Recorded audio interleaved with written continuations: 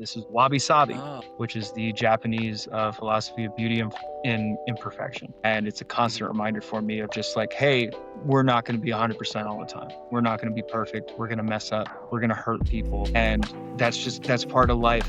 But it's about finding who you are in all of that and ultimately coming to a point of like, I understand why that was wrong, or I understand what I could have done better, or maybe Yeah. I understand why that was the right thing to do, or why this thing was Mhm. taken away from me, to find the what I call the poetry, or what I've heard called the poetry of life. The poetry that like you look back on something and you can kind of put the pieces together. And that goes back to the English class of just like you sit back and you look at the series of events and you're like, oh, I get it. I understand. Like there's all these little hints and little things that will get thrown at you and you won't realize it until you sit back, sometime Yeah. later and kind of put it all together. And we are back with another episode of the Project Get to Know podcast. My name is Emmanuel, and we are now past the Texas 8 tournament. So, for those who are watching those episodes with Kiefer, wow, off the flying start, and Decimus on this episode. And we're back to our regularly scheduled programming this week. And you have been a long overdue guest because we have chats over in the new Texas Austin shows. So Teflon Jon, we're finally gonna do a deep dive on what you're doing in your wrestling career. And it's nice to have like these shorter conversations on these shows. So I kind of got a good gauge on how you're doing things in your career. So, and it's always a pleasure to talk to you, whether it's at a show or here on this little video call that we're having. Well, thank you, man. I as much as I come off a certain way when I'm doing my thing, I try to be a grounded individual. I realize everybody's human, man. Everybody deserves time and deserves to be talked to just like a normal person. And I'm glad that you're able to see that I'm not who I am in the ring. That's some people have been scared to interview me just because of how I present myself out there. So props to you for seeing through all that, and seeing that I'm just a human being doing my job. Yeah, and humans are humans at the end of the day. So like, I get presumption sometimes that I can be very hard nosed. Like you see me running photos like a maniac, but once I'm done Mhm. with like photos, like I can have a conversation with you. And that was like the beginning of how like we got this conversation, is just getting that connection going. And what's nice is you are as much of a writer as much as I am doing conversations and interviews like this. Where did that spark of writing with a pen? So I think where I really started to pick up the pen, so to say, I had a really good English teacher my senior year of high school. His name was Mr. Davern, and the first thing that he did the first day of class was he put up this picture. You've probably seen it. It's a painting of a pipe, and in French, under the pipe, it says, "This is not a pipe." And so he kept asking us like, "Why is this not a pipe?" And someone would say, "Oh, well, this is a picture of a pipe." It's like, "Well, why is this a picture of a pipe?" Well, because he wanted to draw it. Well, why did he want to draw it? And I kind of got what he was doing after a while. It was like, why is the one question that can never be fully answered? So he was the first person to like actually kind of tell you, hey, you're going to be asking a lot of questions. So what you need to do is you need to write down what you're thinking. Write down what you're Mm. thinking on whatever. And you can kind of create stories through it, make decisions and come to conclusions. Writing is a huge tool.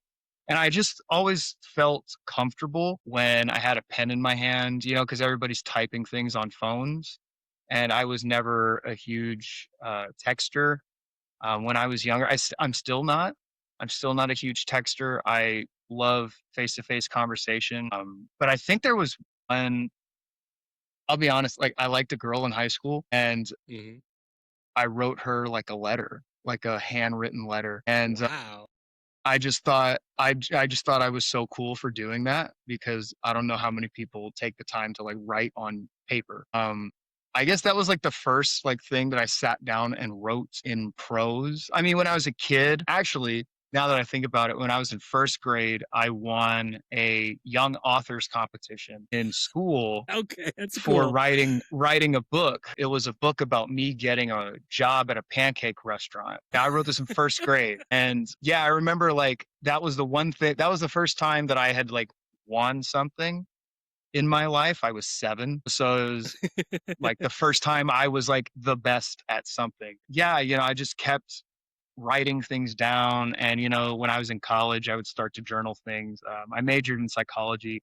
So I'm always Mhm. thinking, I'm always analyzing. I'm not judging people, but I'm always kind of got my wheels turning about why people do things and why things happen. And just putting my thoughts down on paper kind of helps keeps that going. So writing's a huge thing, man. Writing is a really powerful tool for anybody, whether it's just something that you're writing for yourself or something that you're writing for mass consumption. At the end of the day, man, it's a human being making things, which nowadays is kind of threatened. Human beings Right. making things. So I try to keep that kind of in my life just because, some people are totally fine with not doing it anymore. That's not me. How is curiosity kind of becoming a thing? Writing can be in so many forms and so many types, whether it's a simple text to an epic like a War and Peace.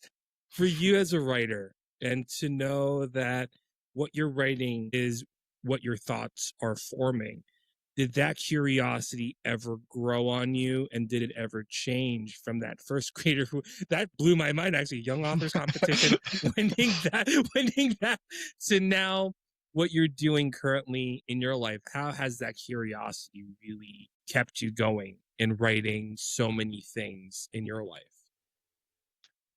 Well, I think when it comes to curiosity, it's always the receiving of knowledge Mhm. that kind of puts you in a different state to write something. Once you figure something out, I always go back to, I learned this when I was in middle school, maybe the allegory of the cave, Plato's allegory of the cave, where Yeah. if for those who don't know, I'll sum it up real quick. Guy's living in a cave his whole life, and he's chained to a wall with a bunch of other people. His chains break one day, and he goes outside of the cave and realizes there's this whole other world outside of the cave. And he comes back Mm, and he tries to tell the people, but all they've seen for their whole lives are the shadows that the cave projects. So they don't believe him when he says that there's this whole other world out there. And I think once I started to learn certain things, just whether it be through growing up or being around something for long enough, realize, kind of coming to my senses about things, I think there's a natural switch that flips to where your curiosity is more so, it goes back to why. It goes back to like, okay, this thing happened, why did it happen? What are all the possible reasons why this thing happened to me or to someone else, or why this event happened? What are the dominoes that fell? I think it's something that a lot of people choose not to think about in some sort of ignorance is bliss kind of way, to mhm. where, it's hard to think about certain things, especially the things that are very like heavy to think about. I wouldn't say that I'm a glutton for punishment. Well, I'm a wrestler, so obviously I am. But In a when it different comes form, to in a different form. yes, yes, when it comes to just like the things that people don't want to think about, I sit there with myself and I think about. I think about so many things that kind of, I sense how it kind of detriments me sometimes to where it does get very heavy. And if you're empathetic, sometimes it kind of weighs you down when you think about Mhm. stuff like that. But I think that's such a gift as a human to be able to think about why we do things, to think Right. about why certain things happen. Sorry, I might be talking in circles here, but even just thinking about like the self awareness of me hearing that I'm talking in circles, like why am I able to do that? Why am I able to pick up on that? It's just something that keeps my gears turning, and I feel like that set me apart in a lot of other things of just I can look at something and think about it 10 different ways, whereas so many people kind of have their horse blinders on.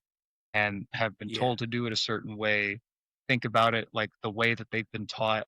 I always go back to that allegory of the cave, man. Like I've seen so many different ways to do things, and so many different ways to go about things that sometimes it's hard to like tell people like, hey, like you don't have to do it this way. It's good. It might be Hmm. good to do it this way, but there are so many other different options. And for me, it's about finding the options that are good for me and the best for me, Yeah, because that make me happy. it's interesting. Okay, because it's No, it's just interesting the because it's interesting. Like to be curious is also to be critical, and kind of nail on the head when you were mentioning it. Because curiosity, someone can go aloof and take it face value. Having the time to think and to be critical, it's not necessarily see being bad is like it can be up for interpretation, but to have criticism, being critical on things that is looked in front of you. Did that curiosity ever change? Or otherwise, you're just like, what's this? Okay. And just taking it face value. I think the curiosity was always there. The thing that changed was what I was curious about and my Okay. perspective on those things. So I was raised very devout. My parents are both very devout Christians, especially my mother. And so Right. I was raised in a mega church here in San Antonio. My father was the maintenance director there, so he wasn't like a deacon Right. or a pastor or anything like that. He was making sure all the buildings worked, and that everyone was safe and comfortable. And I saw a lot of things that, like, I've been told one thing my whole life, and not to get too like into doctrine or religion or faith or anything like that, but it is like a huge part of my life that for the first, I'd say, 14 years of my life, I was told one thing was true, and that is what you believe. And then something happens in my life to where I question kind of the people that told me those things. And that's like the biggest example I could find to where all of a sudden I'm disillusioned by what I've been told my entire life. And it becomes this curious thing of like, okay, well, why did these people that told me how to believe and told me how to think about things, why did they do this? Why did they go about this? And so I'm curious by nature, always. Like you know, what was that all for? And when you start, I mean, if you start to question God, then you can pretty much question anything. So Right. my curiosity was piqued pretty much when I was a teenager, going into my formative years. And I think going into those years and now having this kind of jaded view of what I had in my adolescence Hmm. really sparked like, okay, well, let me dive into things that are kind of on the fringe. Let me dive into things that the younger me wouldn't have ever touched. Let me start watching television dramas. Let me start reading, Franz Kafka. Let me take these things that, I played high school football also, and like none of my friends were reading Kafka unless we had to read it in class, and then we just get the spark notes and figure it out.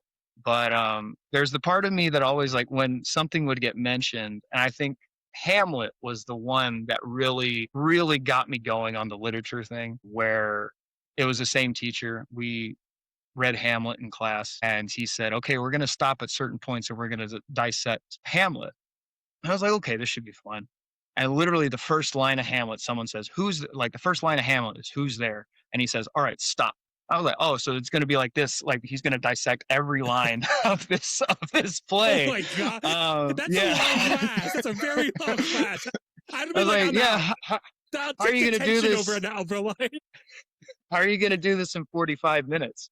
But he said, like, first line is who's there. And one of the biggest themes of Hamlet is mistaken identity and not knowing who you are. And I was like, oh, so mm, there is a reason why people stop and like actually analyze things and critically think about what they're seeing, whether it be on television or the music that you listen to, the books that you read. There's always some underlying thing that some people don't catch, but if you really like pay attention to kind of like how these things are Yep. formatted and the things that you might not catch on the first reading and the first viewing, but once you go back, you can kind of see all the little details. You're like, "Oh, there's a bigger story here." And I think that really, that really relates to wrestling in a way of just so many people look at wrestling and it's just two guys or two girls fighting over something, but there's all these little different things of, how do we create this narrative to get to a point where everyone is so like invested in what we're doing. And Mhm. it's somewhat of a lost thing. Everyone talks about it. Everyone talks about the storytelling in wrestling, but I think for people to really really understand storytelling in wrestling, you just got to read a book. You just got to go see a Yeah. movie. You got to listen to a concept album, like just figure out how people tell stories in general. And that's such a great thing to know how to read and how to analyze. It's helped me a lot. And I'm incredibly grateful that I was able to do that, from a small age after being jaded from my adolescent beliefs. It's fascinating, right? And from being a writer to someone who's reading, and a lot of literature gets a lot of impact. Like myself, it has always been it's always been The Great Gatsby, just of Hmm. how romance turns to tragedy and tragedy turns into loss in a way. And that stuck with me throughout my entire life, where there will be a budding romance, but tragedy will strike. And in this case, the outcomes are different. It led to loss. In every piece of literature that you've written, it doesn't have to be multiple, it can be one. It's up to you how you do it. What was the one piece of writing that stuck with you, that really guided you for the rest of your life after you first start reading? So I mean, Hamlet was pretty big. That was Yeah. the one that was just like it kind of opened my eyes, started this thing. As I've gotten older and I've become an adult, the one that really sticks with me is The Metamorphosis, by Franz Kafka, where a guy turns into a bug. A guy. It's literally 60 pages. Is this The Fly? Yeah, it's 60 pages. It was our summer reading in high school, and this guy turns into a bug. And his biggest Mm. concern is not that he's a bug, but how am I going to get to work? Because my boss is going to be mad that I'm not at work. And his family is like, dude, you're a bug. You've got to deal with that. Don't worry about your job. But he's under this like pressured state that he has to get to work. He has to be a part of society. He has to like, do something regardless of his physical state of being a bug. And I think that's such an adult thing to struggle with, of just like no matter what's going on in your life, you have to be this contributing member of society. You have to be this hamster on a wheel, pretty much. There's this idea that like if you are not doing something, another piece of I guess nonfiction literature that is on the list as well. It's this book I read when I was 23. It's called "You're Not Listening" by Kate Murphy. Mhm. And one of the biggest things that I took from that was just how much we feel like we have to be making things and doing things. There's a line in there that says, "A missed opportunity to speak is a missed opportunity to enhance your brand." And I thought that was such Mm. a poignant statement of like, we do really think of ourselves as brands. All of us, we are trying to kind of commodify and brand ourselves in this very content driven society where the attention is the currency, eyeballs are the currency. And it creates this very hustler mentality of like I have to go go go, I have to do things. And there's something about when I was reading The Metamorphosis of like, man, I would rather just take care of the fact that I'm a bug right now. Like I would rather just take care of, hey man, like how can I not be a bug? How can I go back to being a human being? And I think those two really were the ones that kind of uh led me to the current state that I'm in of just, Yeah. hey man, I'm gonna take this easy. If things happen, it happens. There's peace and surrender. That's a very like uh hunky dory kumbaya thing to say, but there's a peace in knowing that like if something is meant to happen, it's going to happen, and I can't sit here and wonder if tomorrow the call's going to come that's going to change my life because I worked so hard for X amount of years. I've seen plenty of people work hard for a long time and they never get what they want. I've come to that realization that, hey, I'm not in control. And that's a very like Kafka, you hear the term Kafka-esque Yeah. a lot.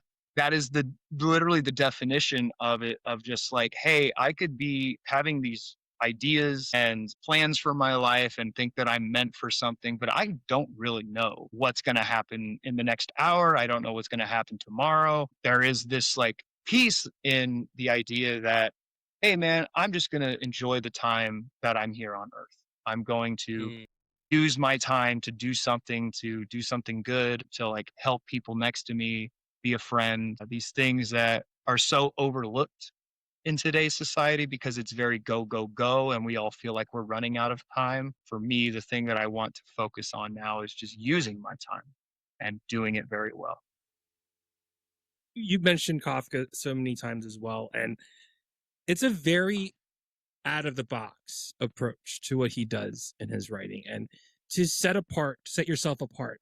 um and in this case, it's funny, like, you're a Kafka reader in a locker room full of jocks, but to set yourself apart and to know to be an individual, and Mhm. how much of the time that you have to set yourself apart, how much of that, because I have to catch up on Kafka myself because I've done that in college. That it was a mandatory reading, but for you to embellish and to manifest what he's teaching, what he's writing, and what you're reading about it, what does setting yourself apart become a factor, which will lead to wrestling? But first, let's delve personally to be that individual. Well, I think also I do read things, but I was also a jock in high school, Mhm. so I have that other perspective of like both sides of the Okay. coin, Okay. kind of. And I think that actually helps me to where I don't get too caught up in the artistic realm of things, or the, Right. very like introspective kind of, theoretical blah blah blah yada yada yada.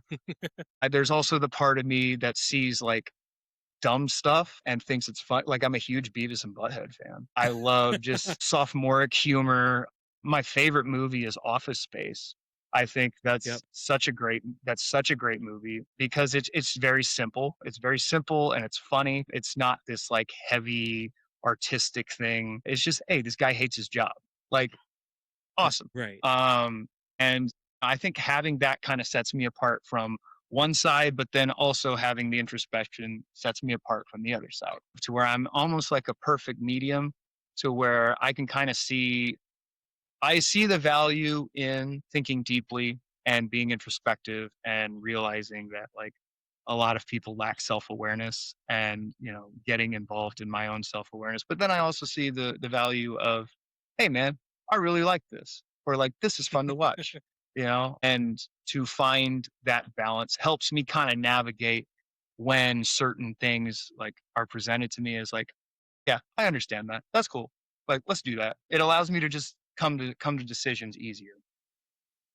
It's nice that to have wrestling as another thing that you would branch out from what you're doing in your personal life. And wrestling has always been about the story. And you mentioned it before, where people do miss the storylines and seeing what's underneath.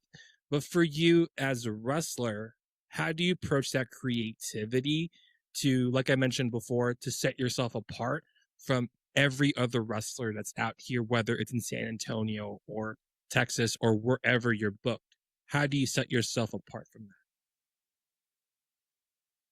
I think the biggest thing for me is authenticity and coming across as genuine. And coming across as genuine sounds like a very disingenuous thing, in my opinion. Right. But I was always told that, you know, Like people want things that seem real and feel real. And I've always prided myself on actually feeling, using my real emotions and letting them out and being out there and being in the moment. I feel like a lot. So I've been doing this, I want to say almost 8 years now, 8 or 9 Oh, years. And I've been in all different types of environments with all different types of wrestlers. You see the ones that are, I don't want to say cookie cutter or paint by numbers, but you see the guys in the trunks with the abs and they're doing all cool stuff and exactly where they're trying to go, what they're headed yeah. for. Like you understand, like, okay, man, like, hey, get your There's a bag. blueprint. Like there's a blueprint with Yes, what they're doing. for them. And I realized very quickly that that wasn't me, if that makes sense. Okay. I was Right. never gonna be, I was never be the guy with, washboard abs and a pretty face. I could never do all the cool acrobatic moves. I was like, who am I? One, I'm a person that cares about the people that, care about me. I care about genuine relationships with people. I care about wrestling because it's been a huge part of my life. It Mhm. has taken me down roads that I never thought I'd go down. It's saved me from awkward situations in my life. It's kept me protected in ways. And there's this love for it that is so like guttural and primal that when I see certain things happen, it bothers me. And that kind of translates to the character of like the whole thing behind Teflon John is that Teflon John is a person that when he's done wrestling, when he's wrestled his final match, he will still have the one thing that a lot of wrestlers lose in their journey, he's still going to have his soul, and his soul is the Ah, most important thing to him. So you can't say that he did this wrong. Who are you to tell him that he didn't do this the right way? He's going to keep his soul. He's going to keep it with him. He's not going to change who he is. He's going to be himself. He's going to care about the people that he cares about. And that to me is such a different character from everything else because everyone, you hear wrestlers say all the time, oh, you've got to sacrifice. You've got to like leave things behind in order to chase the dream. You know how much I've sacrificed for this. I have sacrificed some stuff and I'm not happy about it. But the one thing that I haven't sacrificed is my soul, my morals, my values, my integrity. I know that when I go to sleep at night, I can lay there and say, hey, I may have missed out on something, but I can sleep at night. I have my soul with me. I have my integrity intact. I feel like that's such a and that's kind of the person I am too.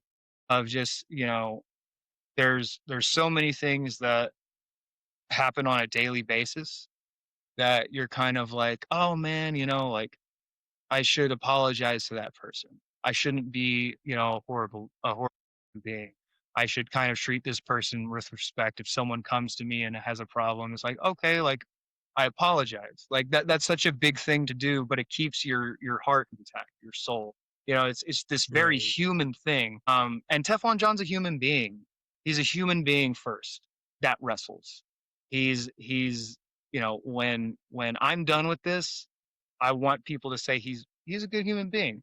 Now, I've spent the last 5 years just being a real jerk in the ring, Mhm. but what that's kind of what I've almost pigeonholed myself into for a while was just being a really good heel and getting heat. And when you're such a good heel, and not to toot my own horn, but like if you're such a good heel and people like legitimately hate your guts, it kind You of did your weighs part. on you. Yes, I did my job, but when I come home, it's like, man, like I wish that someone would say something nice to me, like because I'm still a human being, um, but I think that's it's such an interesting place to be in. It's such an interesting position of when I come home, I'm me. I'm a normal human being, Right. and to hear these awful things said about me, it's like, what am I doing this for? And that kind of piques the curiosity of like, what am I really doing this for? Why am I going out Yeah. there when these people are just absolutely trashing me? And there was a point where people were throwing tampons at me in the ring, in Austin at Inspire. They call me Wow. Tampon John. And I'm like, there's the there's I the remember that performer in show. me. I remember There's the that. there's the performer in me that is like, hey man, I'm doing something really good here. Like we've got something going on. But then there's the human in me that's just like, I'd really like to be a guy that just comes out here and wrestles and, has a good match because then I wouldn't be getting things thrown at me. And it just kind of sets me apart to where like I know where I'm at on that side of the coin. Like if Mm, if I need to get heat or whatever, if I got to go out there and be a jerk, cool, man. Like I've done it before, I'll do it again. But where yeah. I really want to start exploring is just being like me as a human being and what I care about in my real life, the things that are important to me, the things that I value. I want those to be shown. I want those to, be in the ring with me of like, hey man, something new that I have coming pretty soon. It's hopefully it's a huge thing. Hopefully it's a huge deal. But Right. me and my best friend in the world, Buzzsaw Samuels, have something very, very big cooking up. And it's going to be awesome to be with someone who is my best friend and to be around my best friend. I have come to the realization as a human being that I am nothing without my friends. I am nothing Mm, without the people that I care about, the people that care about me. You try and do this on your own and it gets incredibly hard. It gets incredibly difficult. But to have friends like that, that will be there for you and help you through like those nights where you're sitting in your house by yourself, kind of wondering why you're still doing this, to be able to do it with him now is something that I'm not going to take for granted and I'm going to enjoy every second of mm. it. What's nice about about just like how you write things too, and it's not necessarily just like what you write, whether it's a text or anything like that. To have these stories that you have, and all of these are they're re- if you haven't seen it, visit his Instagram, and he has these cataloged since 2024. And where did those notes come from? And to know that there is a story behind it, and why write it through Instagram through a story? Because you could have done that on a Facebook post, but to have it written and to take a picture from that, where did that origin of writing these notes are from on your Instagram?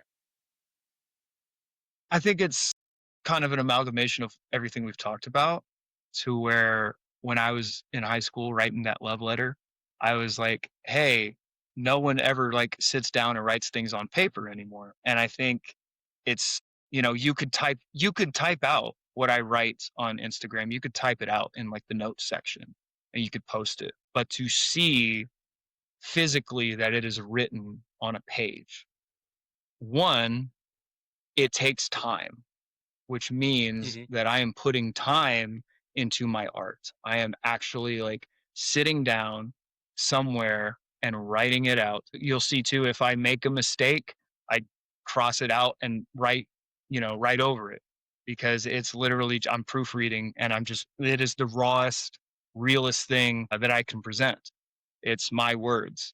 And I think it's so different from everything else. I have a few people that I look up to in my life, and one of them is he's a performance coach. He's been one of my coaches for almost 10 years now, and Hmm. he was really trying to push writing as a tool for his athletes. And I just did it one day, and then I did it again, and then I did it again. And then I was like, something, maybe I can kind of segue this into some kind of character thing to where like, hey, I'm this guy in my house. I had just moved into, my house where I live by myself, and it's time where I'm just sitting on my couch by myself, wondering like what's going on in my head. That's a very healthy thing to do is just to put it on paper. Uh, and then I started to kind of lean towards like, okay, well, let's keep this kind of in gimmick per se to where it's like, okay, now what is Teflon John thinking? It honestly allowed me to separate Teflon John from me as an actual human being. and it gave me this outlet to kind of like, here's this thing that I can write. People can look at it. It'll add to a story, or it can just be, just ramblings that if you said to a human being on the street, they'd be like, "The hell are you talking about, man?" But in wrestling, it allows you to be a little over the top. So if I ever, if there's one there where it says like I'm in a hole somewhere or I'm talking to the devil, you don't go around saying that to people because they think Right. you're weird. But in the context of wrestling, in the confines of, hey, this is a character, I feel like it's just a very like artistic thing to do. And I also love that if you post it on an Instagram story, the only way that people will be able to read all of it is if they stop scrolling through the stories, and they'll have to like hold their thumb on the screen to read the whole page. So that shows me that they're taking time to invest in what I'm writing on that paper, which to me, like, that's just a very like healthy That's exchange. pretty cool, actually. Yeah, and it allows the reader to take a small little break from the doom scrolling, a small little break from, just consuming all this stuff on their feed or through their stories. Like, hey, take like a minute of your day and just read Mhm. this really off the wall thing that I wrote in 30 minutes while I was sitting somewhere. You might get a kick out of it, you might learn something from it, but ultimately at the end of the day, it's just a way to communicate real human emotion through the confines of wrestling and a wrestling character. I could say that, or it's just something for me to, write and mess around with, So take it throw take throw it for that whatever you want it to be. as a hand grenade, if that's the case. Yeah. I was gonna read two of them, and I'll do this because this was actually during the Texas Top 100. I think this is the one. So just correct me. I'll do the Oh no, are numerical you gonna get me in points. trouble?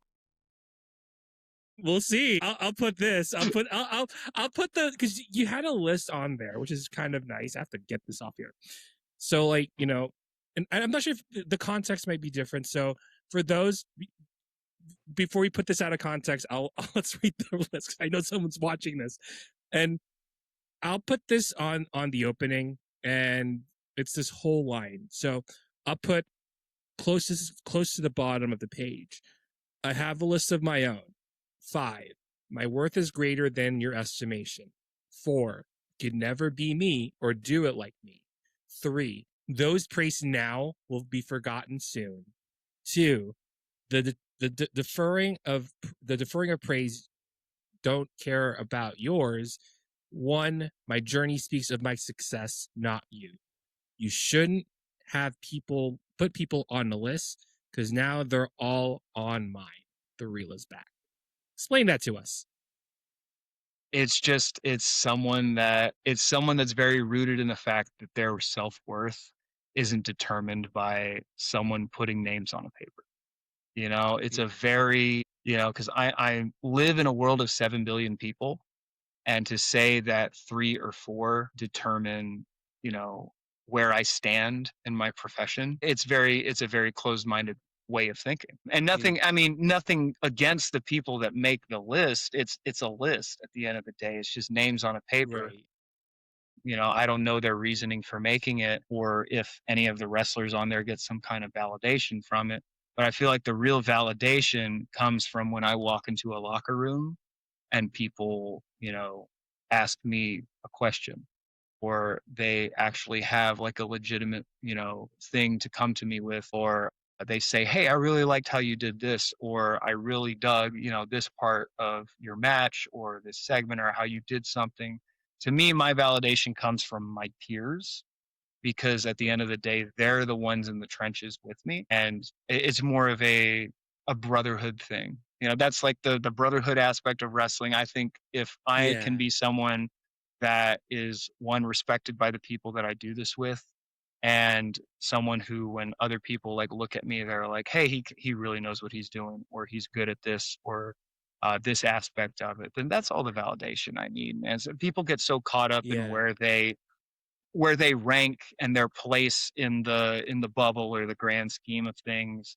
I think I saw a list a few months ago, and I was like number 640 out of 1,000, and I was like, "Oh, sick, that's cool," you know? Yeah. And that was it. That was it. Like, I didn't make a huge deal of it. I was just like, "Oh, hey, I'm on this list.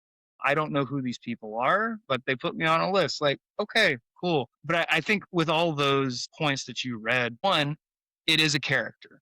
It's a character, and this Right. character has been slighted in some way. And so this is his rebuttal per se. That was a year ago, and it's like I totally forgot about that list until you just mentioned it. So Oh, okay. it's a very fleeting thing, and I think that's kind of what that one was about, was just like, congratulations on this small amount of recognition that will last a few days, and then I we'll be see. on to the next thing, you know, because the world keeps turning no matter where you are on that list, if you're on Right. that list at all. And who's to say that someone that was number, in the top 10 of that list, they could stop wrestling tomorrow, and then what was that worth? It's just a very like I fleeting okay, thing. that makes And sense actually. Yeah, you're right.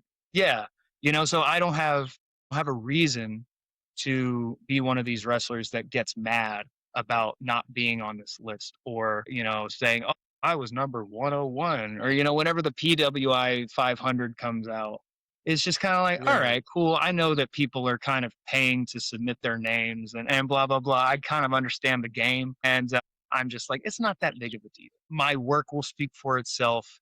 The noise that the Right. crowd makes will speak for itself, and that's the only validation that Teflon Jon needs from anybody. At the end of the day, like if you're in a card of any show, that should be a privilege on itself. And the fact Yep. that you've had so much time within San Antonio, now you're branching out here, and we'll talk about your stuff in Austin later on, but to be, whether it's a run-in or if you're in the card or if you're any part of the show, that should be that's a privilege on its own, because the list is just a step. But if you're in a card anywhere, that should be prestige on its own because you're part of Yeah, you're getting to do what we want to do. Um, I think that, just being part of the show, you have your opinions on how people do things, or, the back office, backstage stuff like that. that. Bro, this is wrestling. This is indie wrestling, man. I can't Yeah, have time to get mad about whatever. Hey, man, just tell me what I'm doing. Okay, cool. I'll go out there and do it.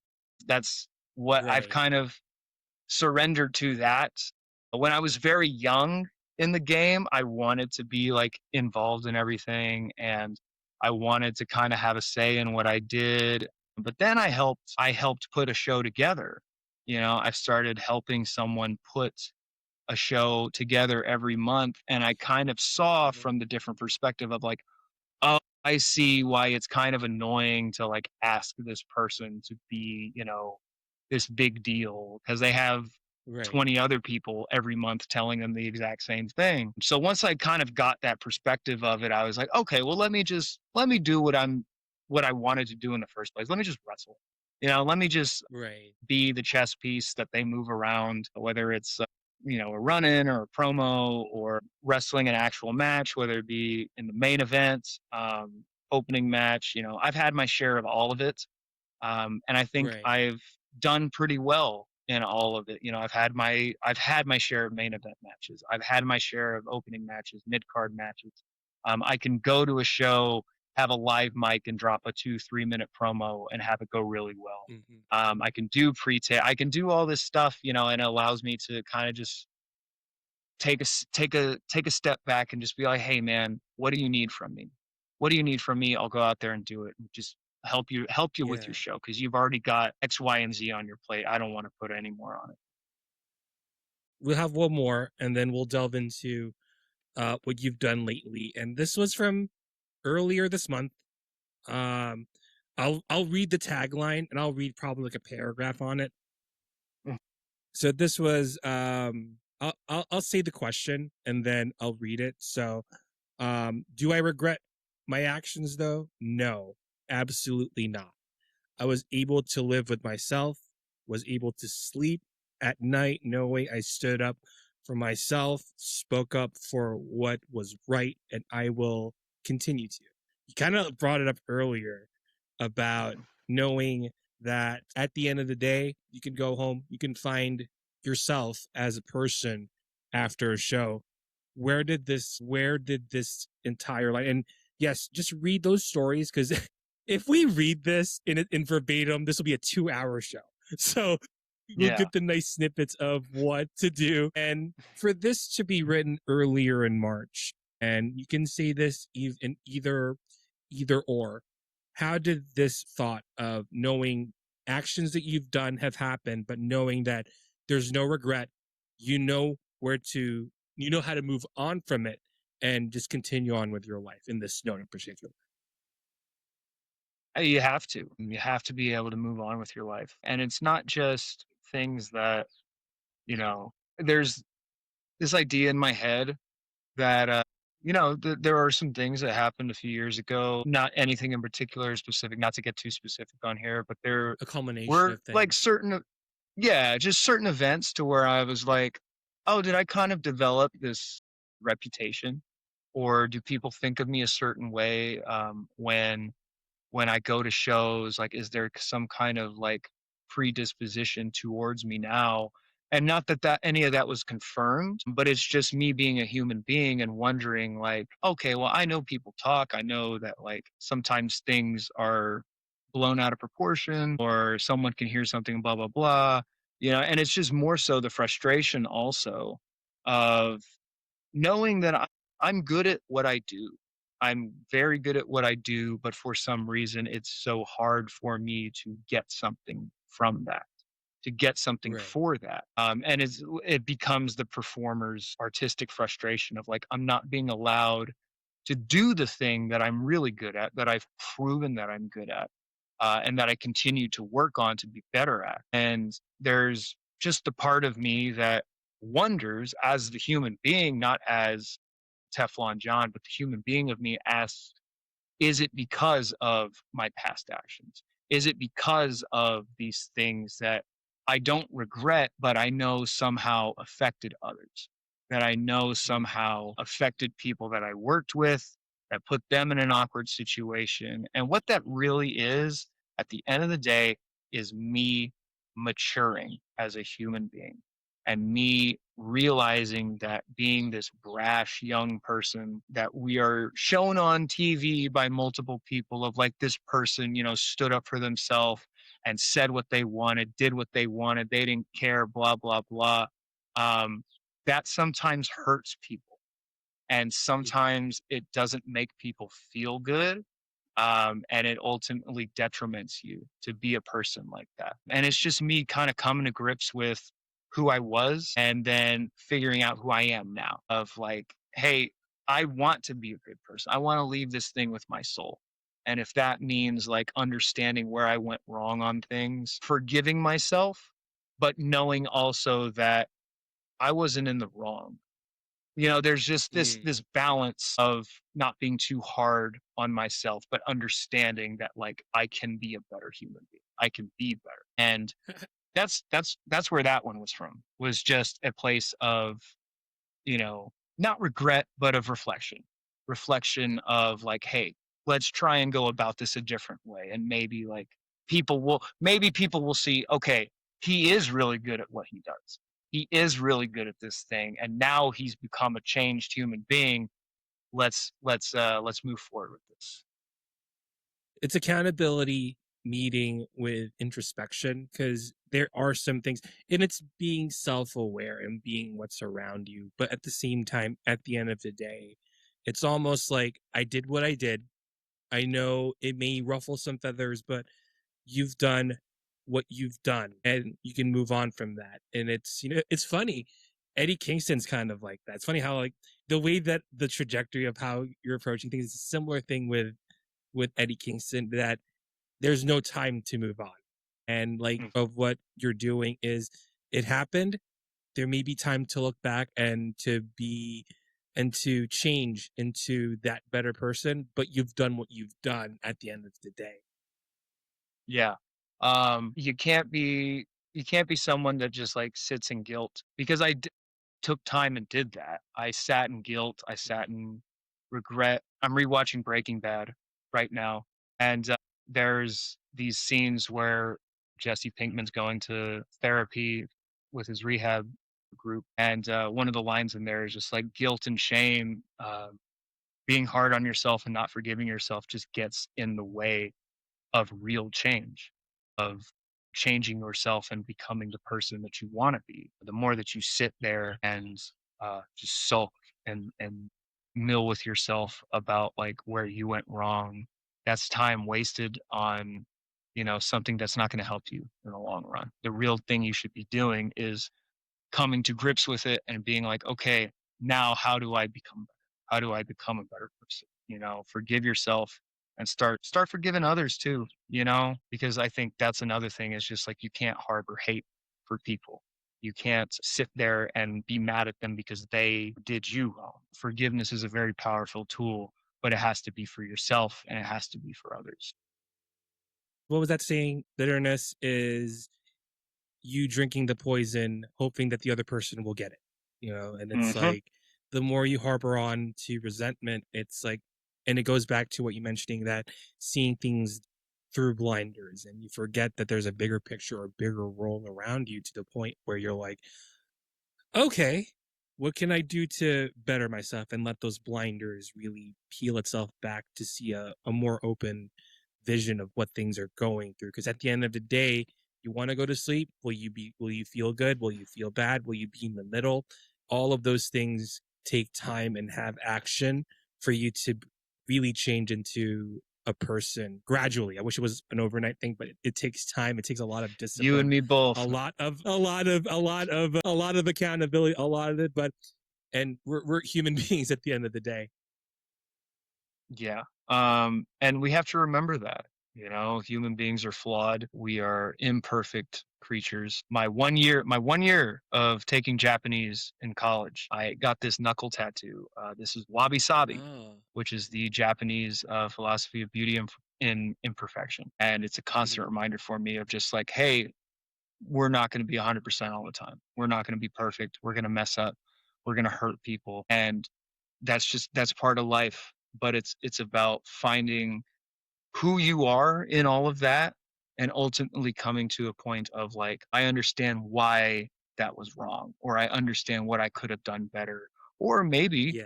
I understand why that was the right thing to do, or why this thing was Mm-hmm. taken away from me, to find the what I call the poetry, or what I've heard called the poetry of life. The poetry that like you look back on something and you can kind of put the pieces together. And that goes back to the English class of just like you sit back and you look at the series of events and you're like, oh, I get it. I understand. Like there's all these little hints and little things that will get thrown at you and you won't realize it until you sit back, sometime Yeah. later and kind of put it all together. What's nice too, being in New Texas and in Austin, most of your work is in San Antonio, and to know that okay, I'm gonna try this new thing, and Kiefer was offering you to be in this spot in New Texas in Austin. What was that like after the years that you've done in San? Of course, the majority of it is in San Antonio, but for you to go out into Austin, I'm sure you've worked with Inspire beforehand because that's how I actually kind of remember you was the tampon John. That was the one thing that caught me by I'm surprise. trying I'm But trying to bury that as much as I can, but it was a great bit, someone thought of it and I think it was actually a lady from up in Texoma, Texoma Pro up in Sherman was the first person that I ever heard say that. And then somehow it oh my gradually god, went down to Austin. But yeah, that's uh, probably some of the biggest heat I've ever gotten. And it helped that I was wrestling Rachel Rose. yeah, It just added that's added very another apropos.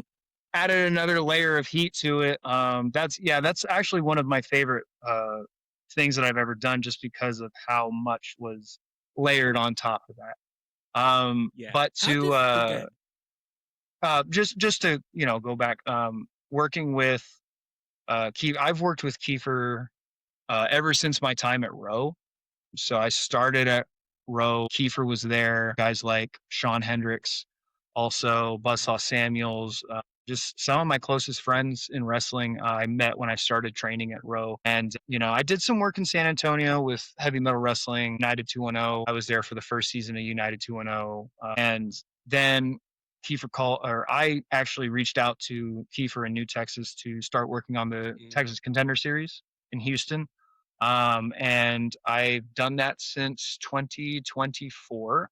It's okay. been one of my favorite places to go solely because it's with people that I trust. It's with people that I've worked with for years and that know me. I've been with New Texas, besides like 2 years, I think like 22, 23. I've been with New Okay. Texas since its inception. Going to West Texas, Colorado City, Abilene, Houston, all these different places. So New Texas is just like familiar to me. It's a place where it's people that I Ah, trust. People that I know. I can walk into a locker room and I know I'll see Carter Black. I know I'll see Kiefer, JJ Blake, Rachel Rose, Buzzsaw Samuels. Just these people that are so familiar with me, people that I care about, people that I know, have my best interests at heart. That's what I love about New Texas. When it comes to the Austin shows, Biss was one of the people that brought me into Inspire on that first right. run. He actually, you mentioned it. He was like, "You've got some kind of Kingston common man kind of thing."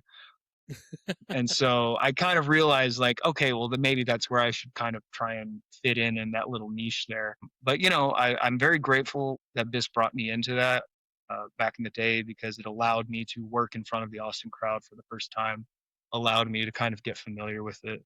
And now, they're doing these shows. It's New Texas. This is in the office at New Texas, and it's just a Yeah. way for me to kind of get back to where I was. And I'm very grateful for just getting a chance to be in front of that crowd again because I know how good I was able to be in front of that crowd years ago. And so to come back to Right. Austin, and I don't know where it's going to lead. If Ollie Summers gets the balls to fight me after he's done with that little tournament that he's probably going to lose, I'll be here. He doesn't want to fight me.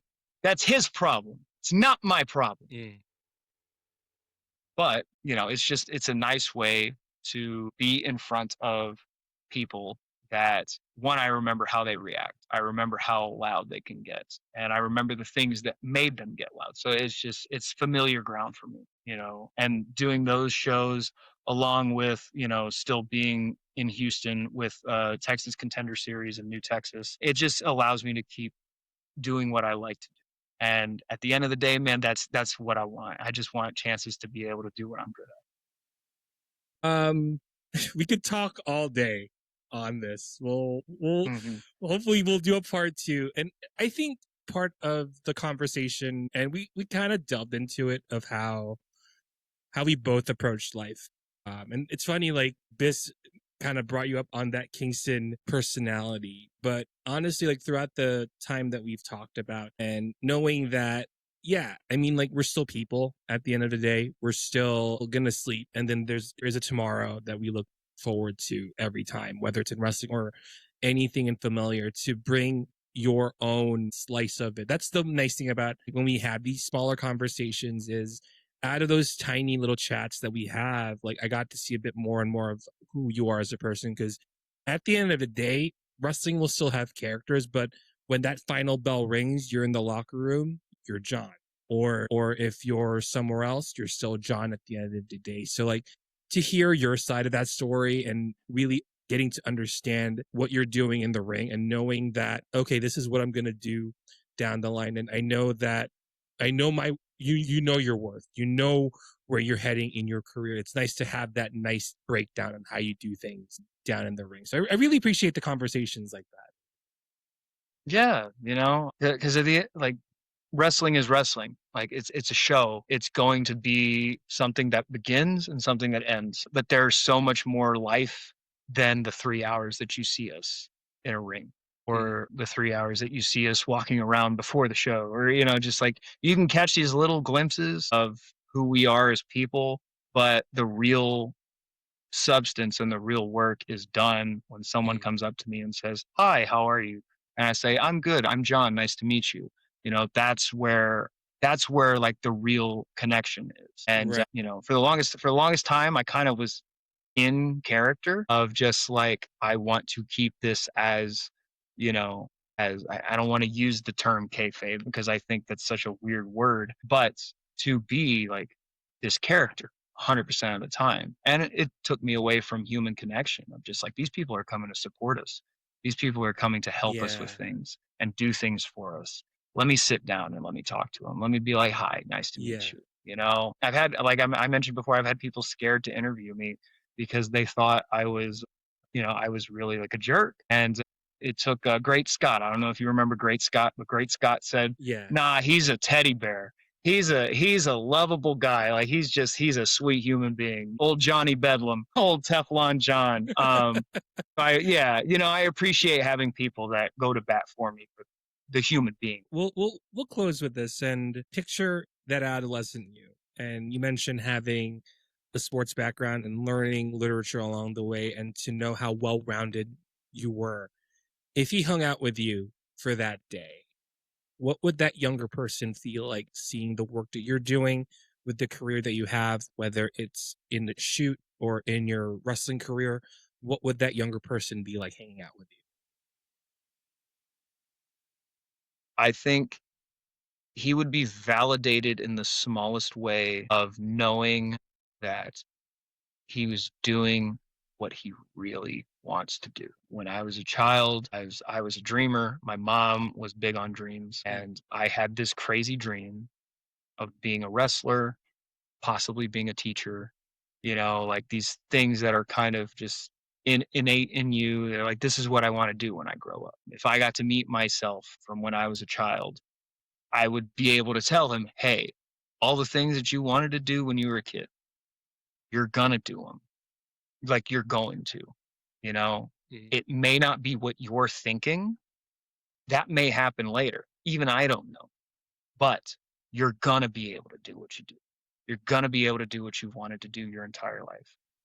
It's coming. Just do it. Just do it. Don't worry about if it becomes this huge success. Don't worry about getting caught in the hamster wheel. Don't worry about any of that stuff. Just do what you love to do and do it with the people that care about you. Mm. This is fun. Like I mentioned, like a few minutes, I wish we could talk about. Well, we'll see each other in the new tech Yeah. if you are going to be at the new section, whatever capacity that is. Hopefully, we'll do more stuff like this down the line, and it'll reiterate back to us talking with these smaller conversations and how the point of these conversations is to tell your story, but to learn more about you in whatever capacity that you would like to share. So it's always nice to have like guests every week, and you are one of them, and there's many others, but it's always a privilege to have like these deeper conversations with you, and hopefully something will. It's materializing, but hopefully it'll materialize to something even more bigger than you anticipated. Yeah, I love not talking about wrestling. I love talking about Right, like everything else, because wrestling's such a small, like granted like we're in this realm and we're in this bubble, but man, there's so much more to life. There's so much more crazy right. stuff that we learn about and we see every day.